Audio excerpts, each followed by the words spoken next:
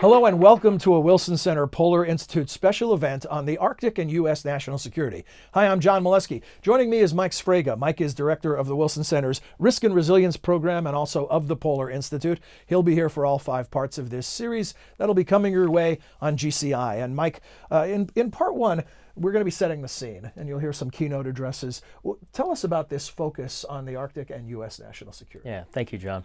So the focus on U.S. and national security really is a focus on the Arctic. As we know, the Arctic is changing. It's changing rapidly. It's very palpable. And this series of changes that we've seen don't just impact the people of Alaska or a specific reason. They really do connect with the overall Arctic and all of its components. So where we will focus on today will be the Arctic security component. We have a new ocean opening in Alaska and in the rest of the North. We have new borders opening in Alaska and the rest of the North. We now have great power competition with China, Russia, and the United States. 2 of which are Arctic nations, 1 an aspiring Arctic nation. So what we will see here today is a compilation of thoughts and perspectives on the emerging Arctic, the security components, and the ways in which the U.S. will respond to these emerging issues. And Mike, in addition to hearing from you, who'll be introducing yourself today, we'll also hear from Jane Harman, who is the Director, President, and CEO of the Wilson Center, and a former Congresswoman from California. Mike, who else will we be hearing from?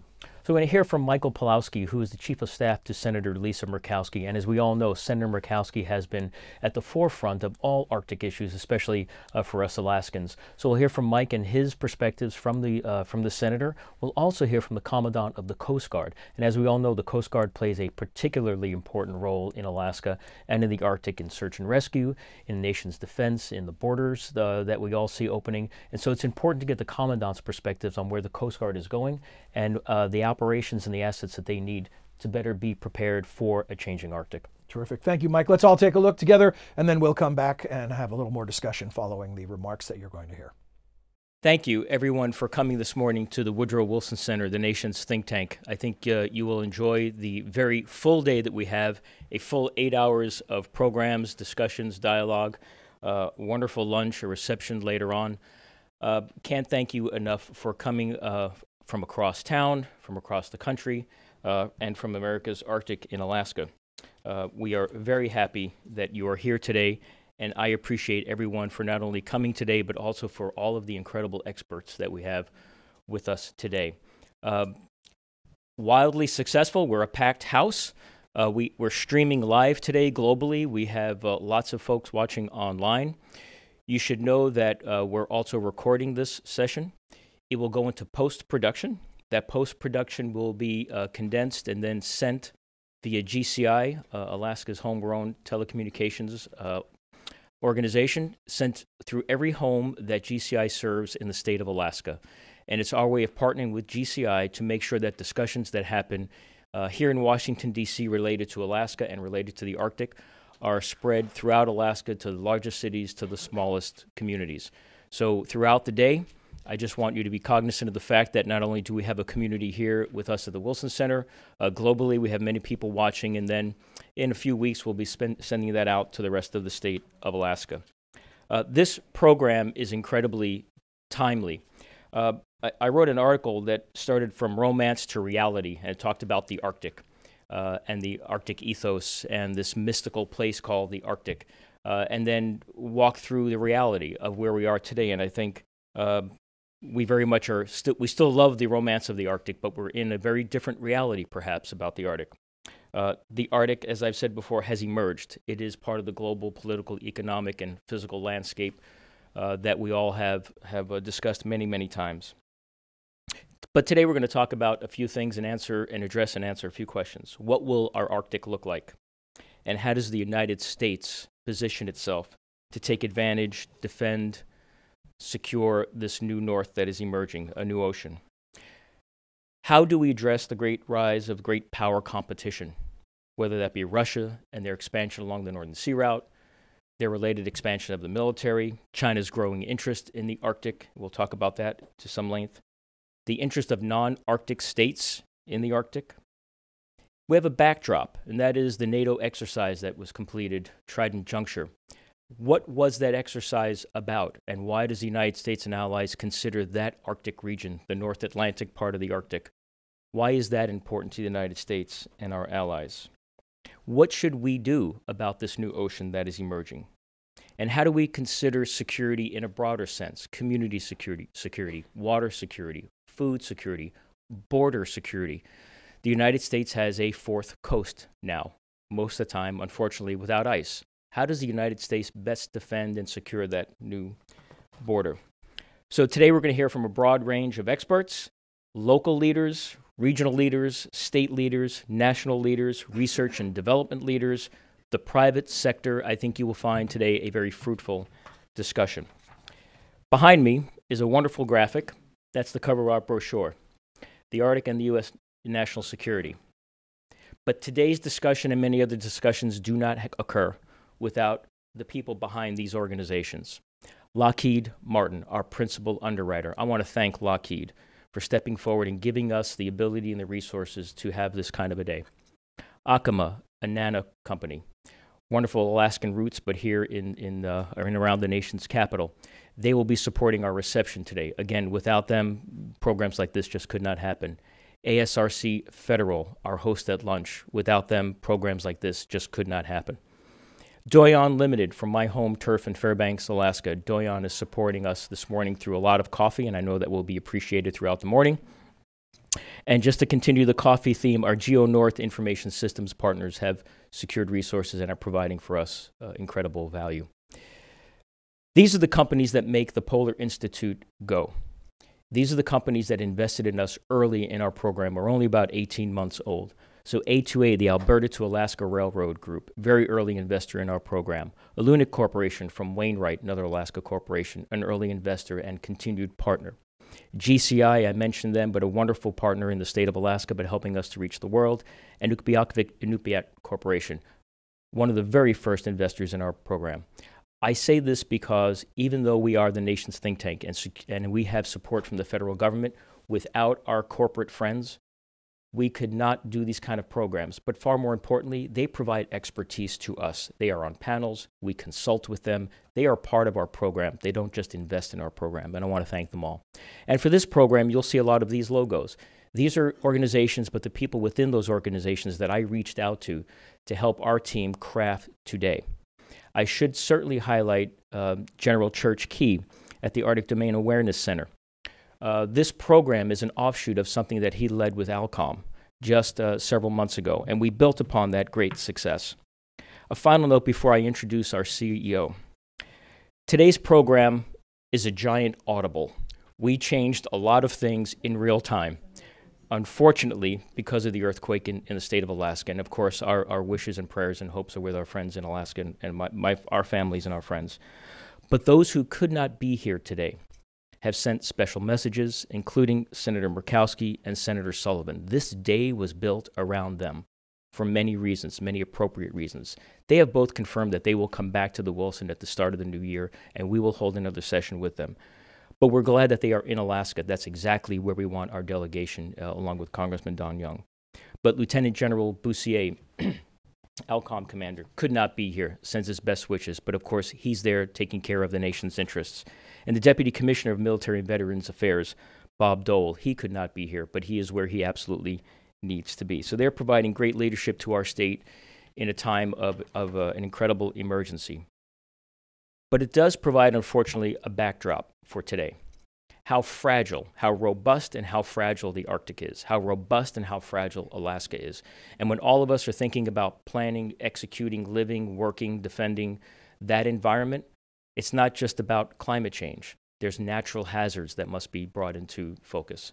So unfortunately, today's event has this backdrop and a fine point on the realities of what it is like to do business in the Arctic, and in that particular perspective, business in Alaska. So with that, it's my pleasure to introduce our Director, President, and CEO of the Woodrow Wilson Center, Jane Harman. Before Jane gets up, let me just do a brag point here, because we rely on Jane for a lot of things. Prior to leading our center, she served 9 terms as a member of Congress. She is internationally recognized as an authority in U.S. and global security issues and foreign relations. She has served on all major security committees, apropos for today's discussion. Jane, let me just say that I want to remind everyone that you spent 6 years on Armed Services, 8 years on Intelligence Committee, and 8 years on Homeland Security. Not only do we have a great leader in Jane Harman, but for this particular event, incredible intellectual expertise. Please welcome to the podium our CEO, Jane Harman.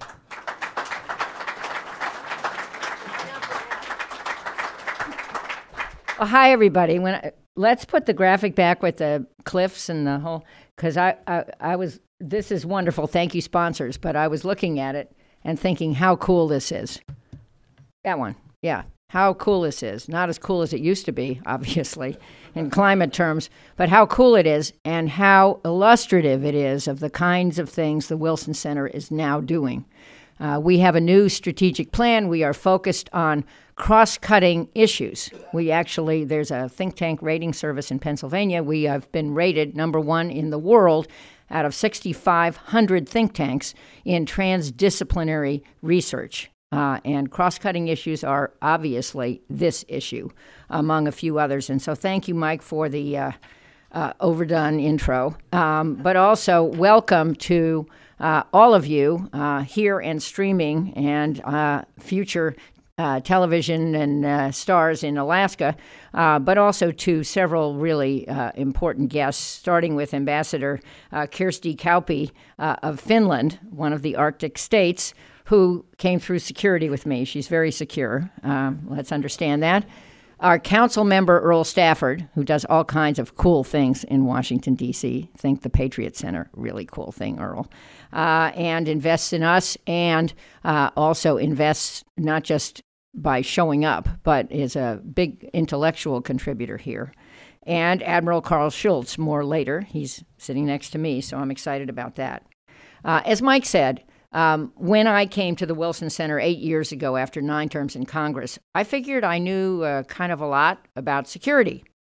I had traveled the world, served on all these hot committees, met with people like Bashar Assad and Muammar Gaddafi, not kidding, saw multiple war zones and studied the global threat matrix up close and personal. But I clearly had a major gap in my knowledge. The Arctic. I was unaware, or not adequately aware, that the melting ice cap had created a new ocean, a new coast, which raises a plethora of concerns, including security. Luckily, I have had some good teachers, including our very own Mike Sfraga, who didn't introduce himself, but hey, he is. If you don't know him, raise your hand. I guess everybody knows you, but to remind them, since you did this to me, he's a trained geographer of the polar region, a Fulbright scholar, former vice chancellor of the University of Alaska at Fairbanks. And my other teachers, as he mentioned, were Alaska's 2 senators. And today's event, I think, happened because Senator Lease Murkowski in particular urged us to do it. And she was going to spend her full morning here. She does that. She's an enormously studious, a learning senator. That doesn't apply to every senator, but it sure applies to her. And she's also our appropriator, so we're grateful to her in that way, too. But she comes here often. We're going to give her a name tag one of these days, so she won't have to cope with our vaunted security system. But both Lisa and Dan are wonderful stewards of the Arctic issue. And they are, as Mike said, exactly where they ought to be. And as he said, earthquakes and natural disasters are just another on the list of key security problems. I come from California, so I certainly know about earthquakes. Today we focus on the Arctic, specifically, as Mike said, Arctic security. With the reemergence of great power competition, Geopolitics 101 is back. Russia, China, the U.S., and others, the Arctic will certainly figure into the nation's national defense and security equation into the future. And as many of you know, our Polar Initiative, a bigger, better version of what we used to have, was established only 18 months ago under Mike's leadership. The Wilson Center and staff recognize the importance of the polar regions, the Arctic in particular, as a growing and important national and international region worthy of urgent and meaningful attention. So, here we are. In less than 2 years, the Institute has addressed issues pertaining to the Arctic Ocean, shipping, Arctic research, bilateral relations with the Russian Federation, Arctic communities experiencing dramatic and rapid change, China's Arctic aspirations, and more. And I personally have been to the Arctic Circle meetings in Reykjavik several times. The Institute has worked with embassies, including the Finnish embassy, from the other 7 Arctic nations to ensure our work takes a broad regional approach. Indeed, as Mike says, and I think he coined this, and I love it, we are the nation's think tank, but we are also the Arctic public square. We are proud of the role the Center has played to advance many important Arctic issues, and today's robust agenda, as he said, highlighting U.S. security in the Arctic, will help set a foundation for future Wilson Center programs and initiatives in this area. So thank you all for coming. Mike is now coming back, and he will introduce today's very exciting program. And let me just close by saying, again, our thoughts and prayers are with our fellow citizens in Alaska who have experienced a lot of physical devastation due to the earthquake less than a week ago. And we agree that our senators are exactly where they should be back in Alaska. Please welcome back Mike Sfraga.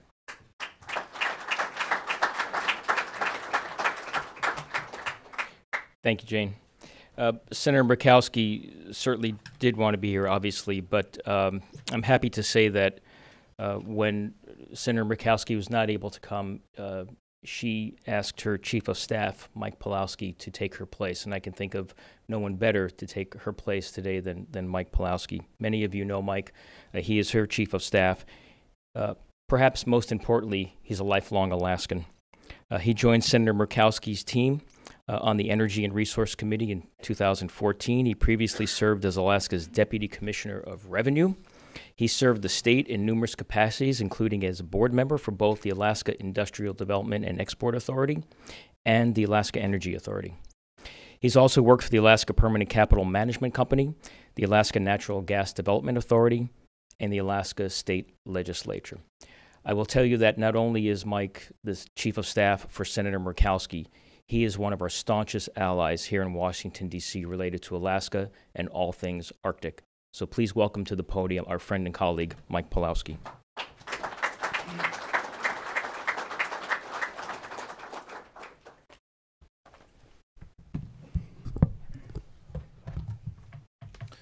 Thank you for that kind introduction, Mike, and the warm welcome this morning. As everyone has said, the earthquake that happened at 8:30 in the morning on Friday has taken the senators to Alaska, and Senator Murkowski absolutely sends her regrets that she couldn't be here today, but as everyone has said, they're where they need to be. I think the other thing I'd say about what we've seen in Alaska is the value of training and exercises aren't readily apparent to most Americans. Our first responders, our military, and our Coast Guard constantly drill and constantly work. And as an Alaskan, I'm deeply thankful, as I know the Senator is, for the remarkable performance of everyone, from the local to the state to the federal level, that came together immediately in the aftermath of the earthquake on Friday morning, through the aftershocks all through the weekend, and the way it has been a flawless response, and the way there has been little to no injuries and no deaths. And I know what's flying around on social media in Alaska is it's Hug and Engineer Week because of the remarkable work that was done. But we also need to remember the first responders and the coordination that they've done in all of the training at the edge of the world to get ready for these types of things. So Senator Murkowski sends her apologies and appreciates you allowing me to deliver her prepared remarks today about an issue that's really only growing in importance. And so, on October 30th, Russia's largest floating dock in Europe, located near Murmansk, sank, damaging the aircraft carrier Admiral Kuznetsov in the process. The 80,000-ton dock is reportedly the only location for Russia's largest naval vessels to go for repairs and upgrades. The dock now sits in 130 feet of water. And while the Russian government decides whether they can lift the dock to the surface, it impedes navigation in the area and, perhaps of greater significance, delays the Russian Northern Fleet's ability to modernize its largest vessels, including its largest strategic submarines. The cause of the sinking? A power outage. I bring this up because for all of Russia's military power in the Arctic, it is still reliant upon infrastructure. And it is a reminder of our own need for infrastructure in the Arctic. A reminder that our closest deep draft port to the Arctic is Unalaska, 800 miles away. A reminder that if we want our military to be successful and to successfully operate and project power in the Arctic, we need infrastructure, which necessitates that the Arctic be a government-wide priority. Regrettably, we have not seen the coordination bodies like the Arctic Executive Steering Committee previously provided. And while the Department of Defense and the Department of Homeland Security, thanks to the works of members like Senator Sullivan on the Armed Services Committee and Senator Murkowski on appropriations, are taking an active role, coordination across government and with state and regional entities is not sufficient to truly project America's interest in the Arctic. Organization alone, however, will not make us an Arctic power. That requires a physical presence in the region, both military and civilian. The significant American contribution to Trident Juncture 2018 is a welcome investment in that regard.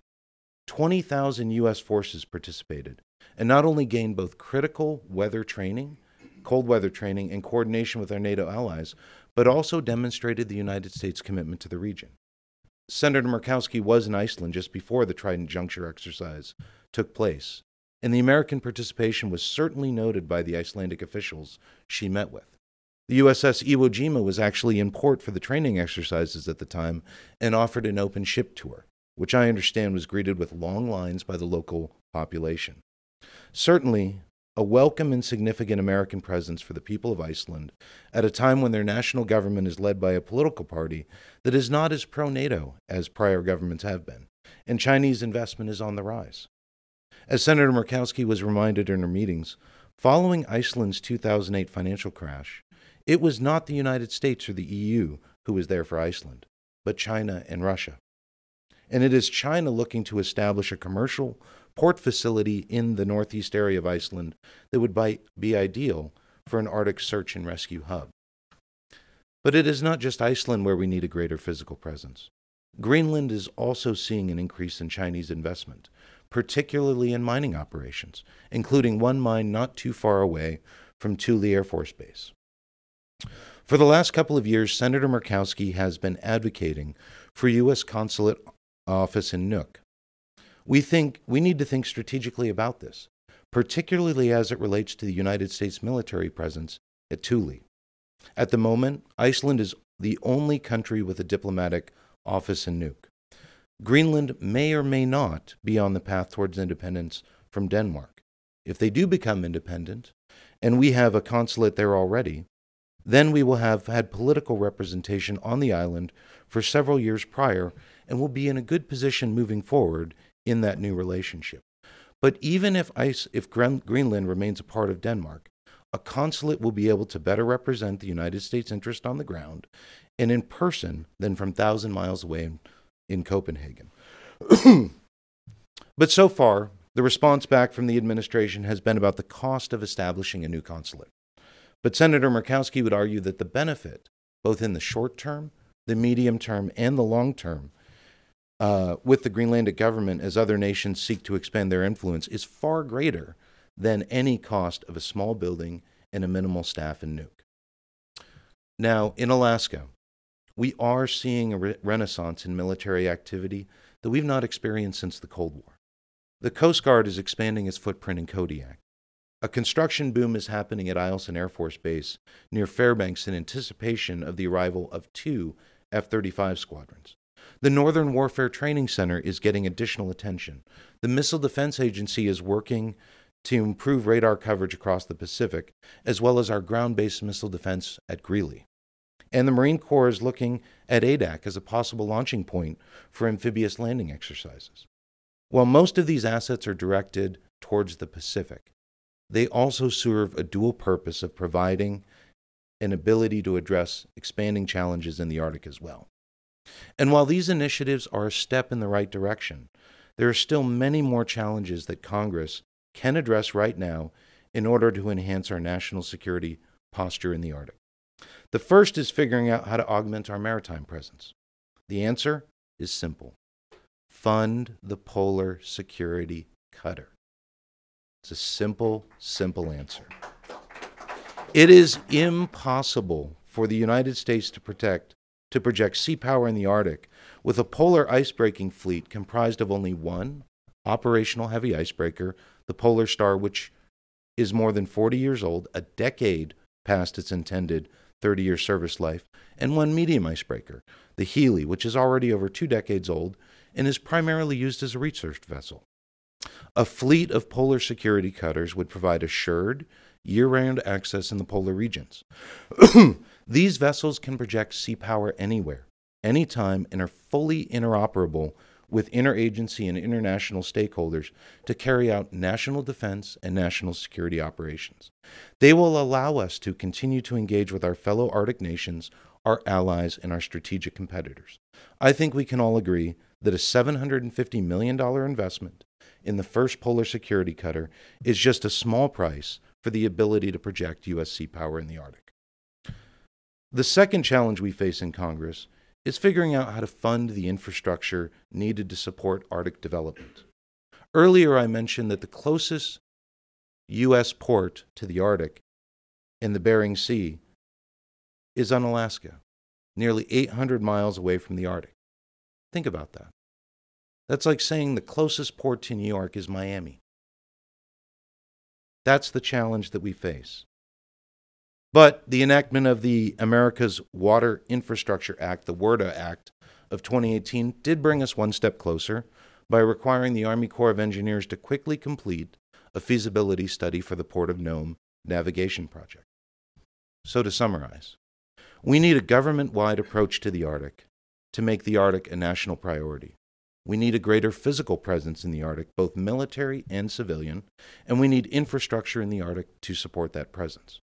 Senator Murkowski continues to work on legislation to support a more integrated approach to the development of the Arctic, and Arctic policy at the federal level, with a special emphasis that we must always remember, which is local traditional knowledge and the indigenous peoples of the Arctic, as well as new ideas to support commercial investment and activity in America's Arctic.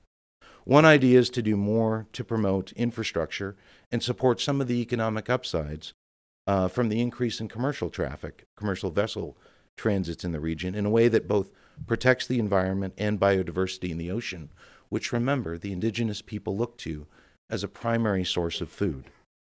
Senator Murkowski will be pushing her colleagues to provide the resources to make this happen. But we need to ensure that the Arctic is not viewed as an Alaska-only priority. And all of your work, both at the Wilson Center and across your respective agencies, are critical to that. As Alaskans, as the delegation, we thank you deeply for all the effort you're putting into showcasing this emerging region.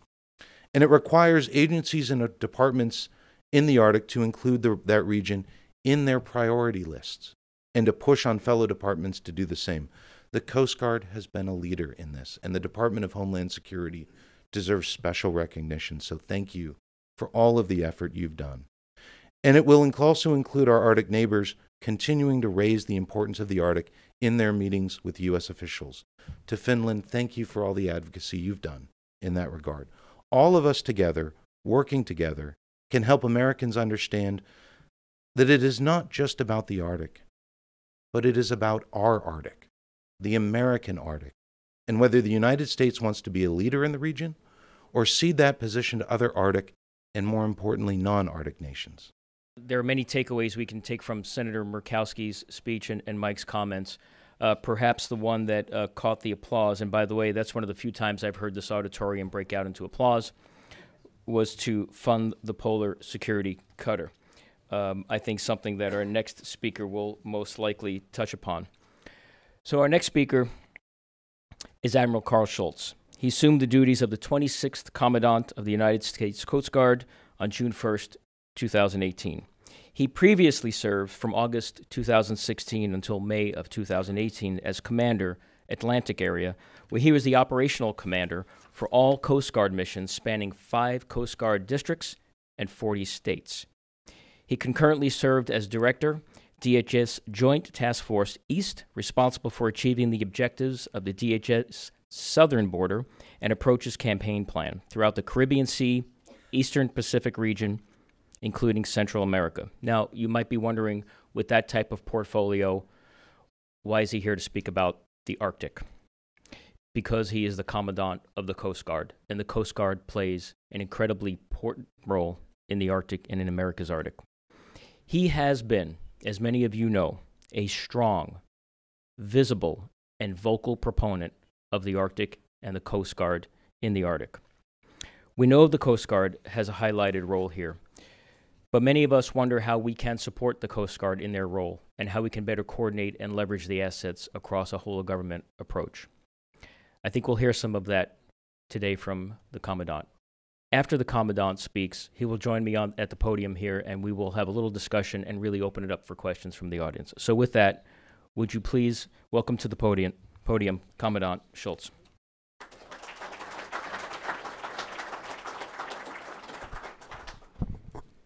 Well, thank you, Michael, and congratulations on the Polar Institute here, a year plus in the making, and that's fantastic.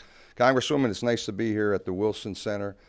Invited. I got a lot of time doing legislative affairs, and this invitation feels different than other invitations when generally I was told to bring someone to the Hill and there wasn't a choice there. So it was good to be here under different circumstances. But thank you very much. It is a privilege to be here, and I really enjoyed the opportunity to participate in today's symposium. It's a privilege to discuss the highly consequential topic of the Arctic.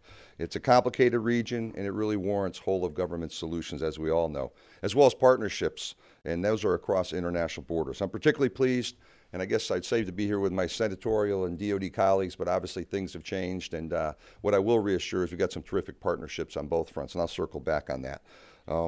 Good to be here with my predecessor, Admiral Paul.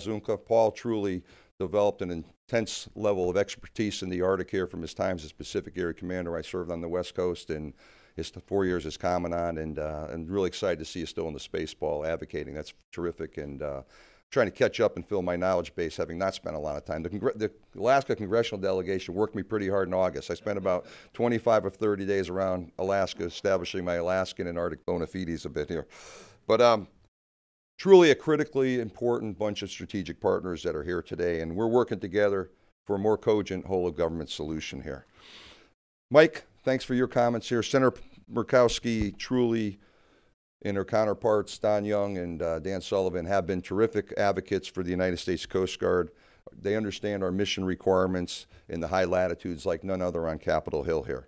And we really appreciate the delegation's tireless support for the men and women of the Coast Guard. You know, our homeland today is no longer a sanctuary as yesteryear, and the threats are no longer regionally focused. They're locally containable. They're illicit networks that we're dealing with, near-peer competitors, hostile nation states, and adversaries that wish to do us harm, and they all pose legitimate threats to our security. Since I've assumed my role as the 26th Commandant in June, I've framed a lens that I look through what I call the 3 R's, ready, relevant, and responsive. And those principles really look at the vital and complex work of the men and women of the Coast Guard that we do every day, supporting the American public and our maritime national interests. The last 2 weeks, we just rolled out what we call the 4-year Coast Guard strategic plan. And later today, I'm actually doing an in-house, actually it's open, first time on Facebook for me, going live with the Master Chief Petty Officer talking about that strategic plan. And tomorrow, or actually on Thursday, we'll be at the National Press Club. So we're sort of introducing that to the nation, but this is how we're going to frame the work of the Coast Guard for the next 4 years.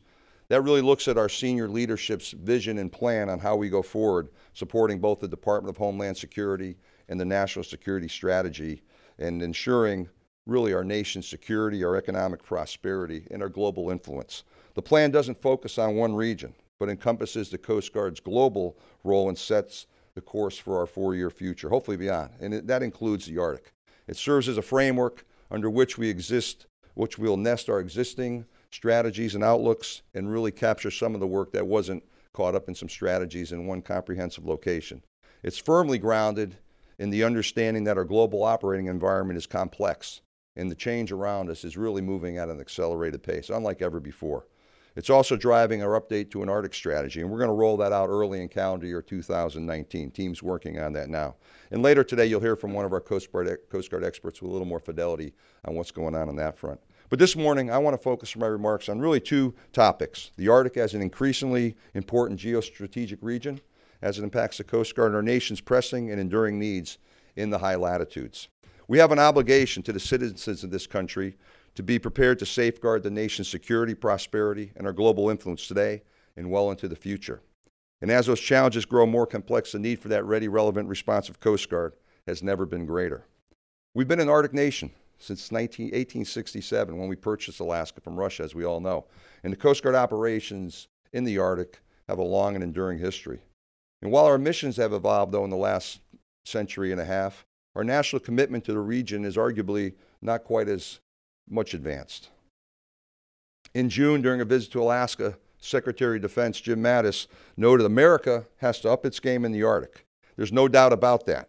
He went on to say, and I quote, "The reality is we're going to have to deal with the developing Arctic, and it is really developing." Lastly, he pointed to the Coast Guard as really the face of the United States military in the Arctic region. I'm going to correct Michael on one thing. When he talked about the response in Alaska, he says the military and the Coast Guard. Michael, I'm going to ask you to say the military including the Coast Guard, because that's an important distinction that's often lost on folks. But I think what the SecDef really did, and I think it helped raise the national discussion, was there's unarguably increasing roles for the Coast Guard and for our nation like never before. The Arctic's becoming increasingly accessible at a time when global interests in energy, clean water, subsistence continue to intensify. The region holds vast resources, from oil, gas, and minerals to the productive Bering Sea fisheries that are migrating north. The amount of human activity is on the rise, and that's evidenced by increases in expeditionary cruise ship traffic, record-setting volumes of trade occurring across the northern sea route. The ice reinforced roughly 3,600 TEU, that's the boxes we see on container ships, size container ship Maersk Venta just did a northern sea route transit in the end of September. And while it was only exploratory when you listen to Maersk's assessment of the trip, I think that's truly a testament that folks are pushing in to try to do some things we haven't done before. And I think that's a harbinger of what the future holds. With receding ice and human activity on the rise, the Coast Guard's responding to an increasing mission demand in the Arctic. This past summer, I traveled to Arctic, including getting up to Nome a bit, and witnessed the cruise ship. Now, that was a cruise ship that handled only a few hundred passengers, what we call one of those expeditionary cruises. But the Crystal Serenity has made multiple trips with 1,500 souls on board. And that's game-changing in terms of Coast Guard potential mission requirements in the space. With a lack of infrastructure, and Michael and Senator Murkowski highlight that quite well and talk about that insidiously, that's important. There are additional safety concerns, demonstrating the need for Arctic response and regulatory capability. I'm hoping to travel back to Alaska in January or February this year, because they tell me going in August doesn't really get your bona fides established. That's just started the conversation. So my aide looks at me like, "Why are we going to Alaska in January, February, boss?" I said, "Because we need to." But we're going to get our knowledge of the harshness of that area a little bit fine-tuned here. You know, our sustained presence in the region is absolutely an imperative to ensuring our national security, as I alluded to asserting our national sovereignty. Our two nearest peer competitors, Russia and China, and we've heard them alluded to in everybody's comments so far, have both declared the Arctic a strategic priority. These nations are actively vying for shipping access, natural resources, sovereign rights. Russia already has Arctic ports and infrastructure, as we know. While some's dilapidated, they're rebuilding their bases and their military capabilities in the region. Hence their influence, hence their global reach. They're receiving about 20+% of their gross domestic product from Arctic activity. And Russia continues to expand its already robust fleet of polar icebreakers. According to a 2017 CRS Congressional Research Service report, Russia's got about 46+ icebreakers, and I believe 7 of them in the nuclear range, and they're steadily expanding their fleet, up to 10, 11 additional ships under construction. And let's talk about China for a minute. They're a presence in the Arctic as well. In the not-too-distant past, the Arctic was generally the concern of the 8 Arctic nations with direct access, and the East was removed by natural barriers. But China's increasing interest and presence in the region and the observed impacts of climate change have really changed everything. It's now 5 years since China was recognized as an Arctic observer. In the recent Arctic Circle meeting in Reykjavik, senior Chinese officials spoke of possessing the highest intentions in the Arctic acknowledging existing claims and agreements and projects involving serious investment in exploration and scientific study. The rhetoric was intended to convey a responsible and collaborative tone. But I hearkened to comments by Senator Coons at the recent Halifax International Security Forum, which I had the privilege of attending. Secretary Coons notes, China has clients, customers, and nervous neighbors, but they don't have any relationships based on respect for the values in the way the United States does. And I thought that was really pretty compelling and thoughtful. China's playing the long game to reshape the global balance of power, declaring itself a near-Arctic state and recently issuing its Arctic policy. China is attempting to establish access and characterize the region as a global commons. They're investing significantly, including in the Russian LNG project on the Yamal Peninsula, with an approximate 30% financial stake in that undertaking. And China, with its Polar Silk Road Initiative, has linked same to its One Belt, One Road Initiative back in 2017. With the domestically built and recently launched second research breaker, the Shuilong 2, in plans to build a heavier polar icebreaker, China is committed to the future in the Arctic. Their influence is only going to expand. Watching China's behavior across the globe, it's hard to not see its activities and interests in the Arctic as anything but an overt claim to power, pure and simple. Facing this surge in global strategic competition with increasingly sophisticated and resourced adversaries, the Coast Guard finds itself weighing the words of Secretary Mattis in his paradigm when we talk about great power competition. He talks about cooperating where we can and vigorously competing where we must to promote American values and influence around the globe. I would say for the Coast Guard, the Arctic is absolutely on the competing vigorously part of the continuum. Thriving in situations that require nuanced response below the threshold of armed conflict, that's where the Coast Guard fits remarkably well. We're committed to free and fair access to the high latitudes, to the oceans across the world. And as the national security strategy indicates, competition doesn't necessarily have to lead to conflict. The Coast Guard's actively involved with the 7 other Arctic nations through multiple forums. We build trust and prevent conflict through diplomacy and cooperation in venues like the Arctic Council, the Arctic Coast Guard Forum, the North Pacific Coast Guard Forum, the International Maritime Organization, and through both formal and informal bilateral relations with many nations.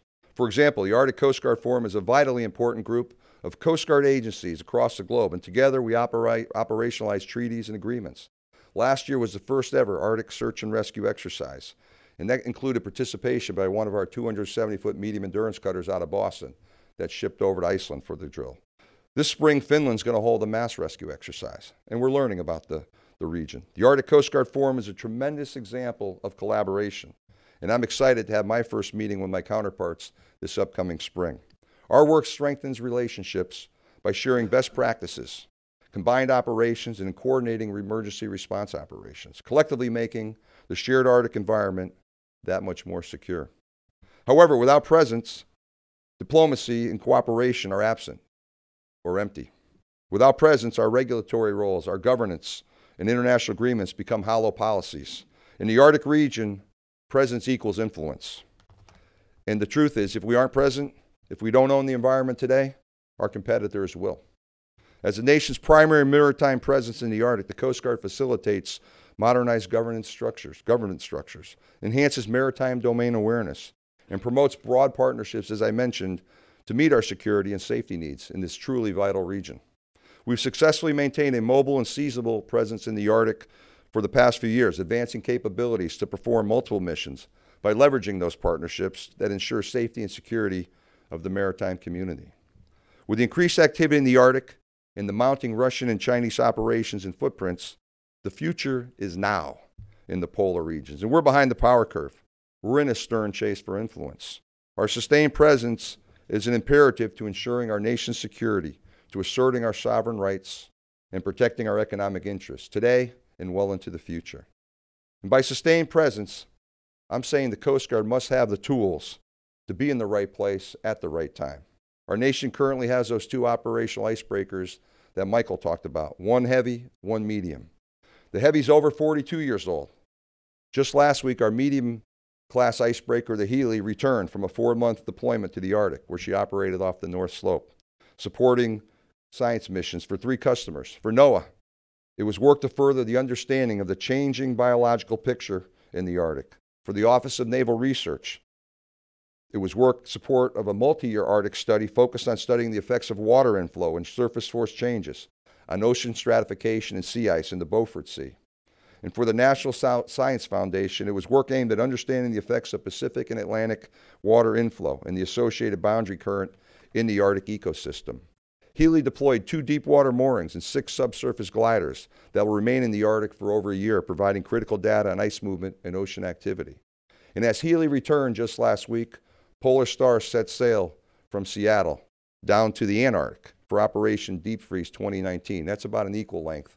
But I think just in that week's time, that visual of Healy coming home and Star heading out reflects the important work the Coast Guard does in the high latitudes.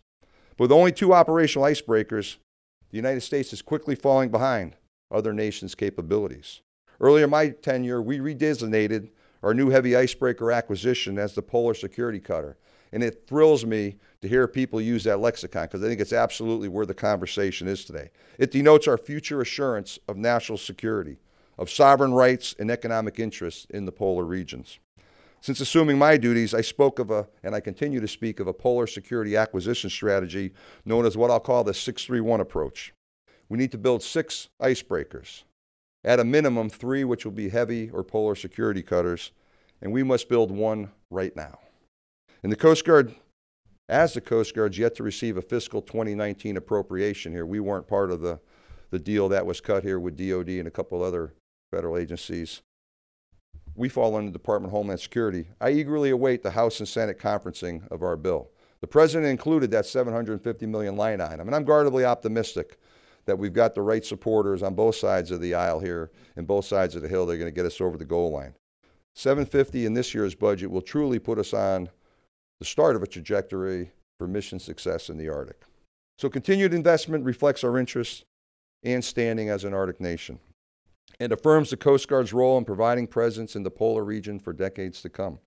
And just yesterday, in conjunction with the Department of Homeland Security Science and Technology Directorate, we ventured into space with the Polar Scout project, putting 2 shoebox-sized 6U-cube satellites launched from Vandenberg Air Force Base in California into a low Earth orbit on a rideshare arrangement with spacecraft from 17 different countries. That's pretty exciting. The CubeSats can download data to 2 ground control stations. One happens to be at our United States Coast Guard Academy in New London, Connecticut, the other at the University of Alaska Fairbanks. The 2 CubeSats named Yukon and Kodiak are specifically tailored to detect 406 megahertz emergency distress beacons. That'll enable our rescue work. The Polar Scout initiative should also provide valuable insight on the process, costs, and feasibility of acquiring and using organic satellites to enhance mission capabilities in the Arctic and the Antarctic. We're hoping the use of such satellites may help improve communications, a problem factor for our operations to date in the region. Also, they'll assist in monitoring large areas for illegal activity and help assist mariners in distress. So in closing, while we focus our efforts on creating a peaceful and collaborative environment in the Arctic, we're also responding to the impacts of increased competition in this strategically important region. The Coast Guard provides solutions across the full spectrum of operations, from modeling appropriate maritime behaviors and fortifying alliances to challenging threats to the United States. Our continued presence will enable us to reinforce positive opportunities and mitigate negative consequences today and tomorrow. The Coast Guard has proudly served in the Arctic for over 150 years, and we're reaffirming that commitment. So thank you for the opportunity to be here today and continuing this important dialogue, and I look forward, Michael, to doing a little Q&A with you. Thank you very much. I'm really happy that you linked the Antarctic with the Arctic. We try to do that here as well, because there are direct line of sights. You mentioned China many times. The message was not missed by any of us, especially those of us who follow that particular country in respect to the Arctic. But the links between the Antarctic, the Arctic, and space programs, we've seen that with China. It's nice to see that we have some linkages there as well, supporting the Coast Guard's mission. But back to this one particular issue. We'll talk about the Polar Security Cutter, I am sure. And I would say that take this in a very good way, the marketing of that is exactly what it needs to be, because that's what it is. And we have now taken that language into our documents and into our dialogue as well. But the idea that one of the roles of the Coast Guard to support research, to understand what's happening in this changing Arctic, and to have that research analyzed by competent researchers, so data into research and research that informs policy. I think that's a really important piece that you teased out there. It certainly is something that we've talked about here. Perhaps you can talk just a little bit more about what you see in terms of the role of the Coast Guard in just that, your role in not only defending the United States, all of your missions, but in support of research that can inform policy. No, I think it's a great question, Michael. And I think as we talk about, the work that the Healy just did here coming back, when we talk about the 631 strategy and we talk about, is it 3 heavy icebreakers, 3 medium breakers? Is it potentially more than 3 and a smaller number of heavies? There's a conversation to be had there, but I think the role for us to inform the research community, the access to the research community remains critically important. And we're committed to that. I think the nature of discussion has changed a bit in this great competing national security backdrop, but I think we need to be in all that conversation, from the security aspects as you talked about and enabling the research that informs the policy. While we've been up there 150 plus years, I think we learn something about the Arctic as a nation every day. And it's got to be that whole of government, whole of science and military and academics, brain power brought to that, because it is an area that is it's still so much that we learn about. You look at how little the area is charted. You look about, shipping up there. You look about the environmental consequences of some kind of an at-sea incident and our lack of preparedness to deal with that. I think we got to be, as a Coast Guard, in on all fronts on that. You mentioned charting. I promised we'd go to the audience, but let me just bring that up. And that's in your wheelhouse. So if you ask me questions, I'm going to probably stand those right back to the geographer. Well, then let's not go there then. Well, no, we'll go there in this sense, is that you have so many demands on your mission sets. There are other places, other coasts, and other work to be done.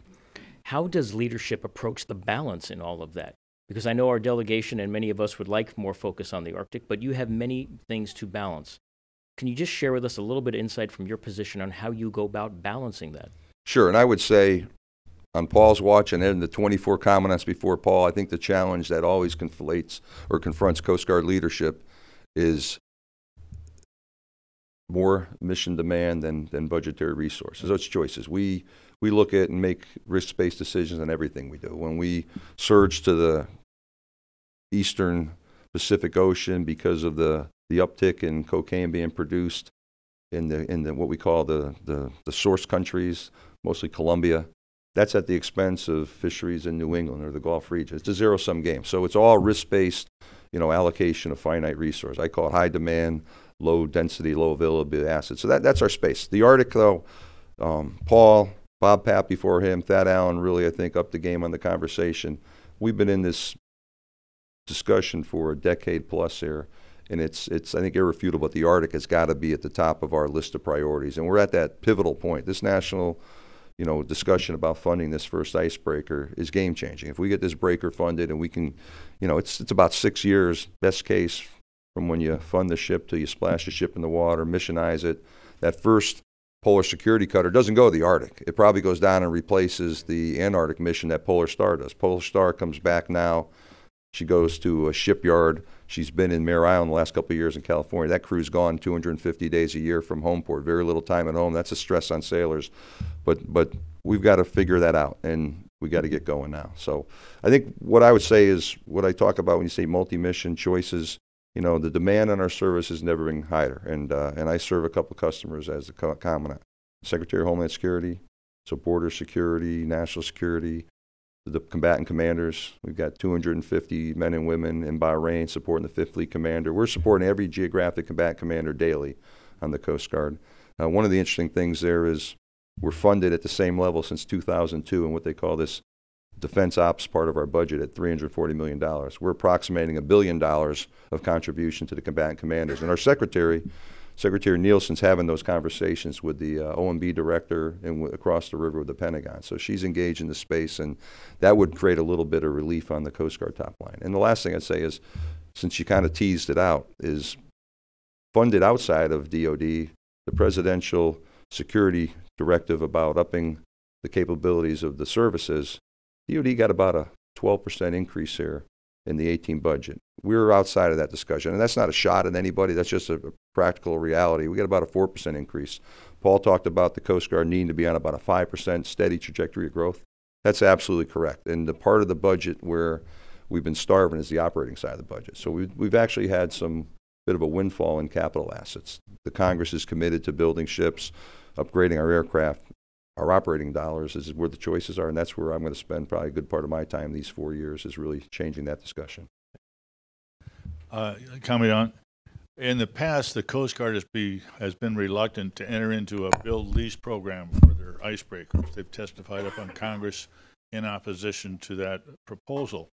There are many competent shipbuilding companies like Sfraga that are very experienced that have offered up ideas to build the breakers for you to your specifications, then lease them back to you.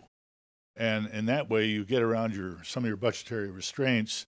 You pay incrementally for your vessel versus, for the build cost up front. It's the same as a person who buys a car. He's going to go make a decision to own the car outright, or can he pay for it on a lease program incrementally? But the Coast Guard, for some reason, is reluctant to do that. You could get your ships online faster, and you would have a way to deal with your budget restraints at the same time.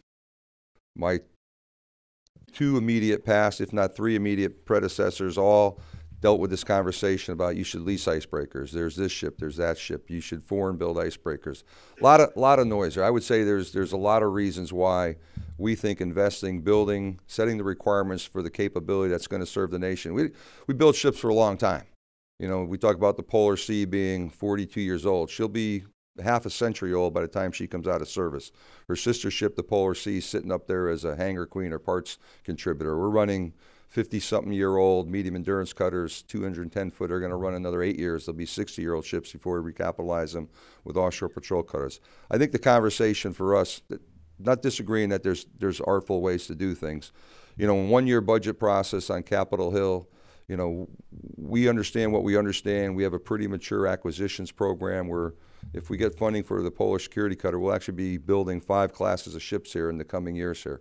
I think the model that we've embraced looks at our requirements. It looks at multi-mission requirements, the ability to bring in space-weight power. We'd like this Polar Security Cutter to have the ability to have a sensitive compartmented information facility on board. There's a lot of things here, and there's some military aspects to that. There's some aspects on survivability and things like that, and there's just different conversations. I'm not dismissing your ideas, so I'm committed, and I think a lot of work by my predecessors to fend off this stuff.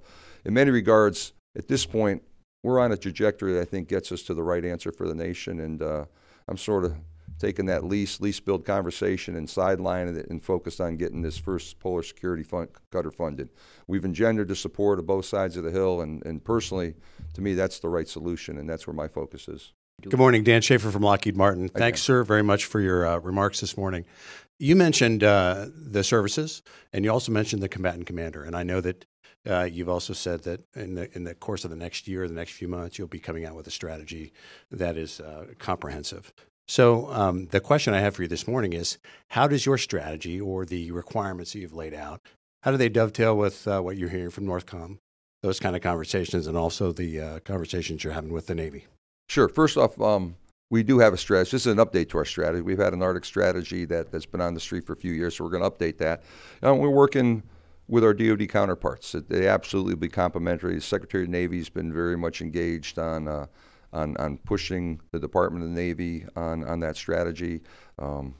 Terrence O'Shaughnessy at Northcom, obviously a lot in his plate here with the missile defense conversation, supporting the department here that I reside in, Coast Guard resides in on the southwest border right now. But there's good crosstalk. We're going to work collaboratively on that and different things. I look at the United States Navy. There's a lot on their plate right now. I mean, you look at missile defense in the Med. You look at the increasing, challenge set in the South China Sea. We used to see a lot of the United States Navy here in the Western Hemisphere, and that presence has been defaulted to the Coast Guard. So there is an ongoing dialogue. There's been some pressure from various camps on the Hill. Senator Sullivan, who sits on the Armed Services Committee, as we all know, and sits on the Commerce Science, has been a forcing mechanism to make sure that collaboration, that crosstalk is happening. So I think you'll see a good level of collaboration. My team is working across the river here with the Pentagon on shaping our strategy and trying to find compatibility and linkages with the Department of Defense Navy strategy. Well, Mike, what we just heard certainly provides lots of food for thought. And if people haven't been paying attention to the region and its implications for security, they certainly will be now. Any final thoughts? Yeah, thank you, John. I do believe that the Arctic now is a part of our political, social, and economic future. And they will see the implications of a new Arctic whether it's in Alaska or elsewhere in the region. So I think today was a very fruitful discussion and really sets a path for continued discussions, but also preparations for the United States and our allies. Great. Thanks again, Mike, and to all of you for joining us. And remember, this is part one of a 5-part series, so please join us again right here on GCI. Until then, for Mike Sfraga and all of us at the Wilson Center, I'm John Murkowski. Thanks for watching.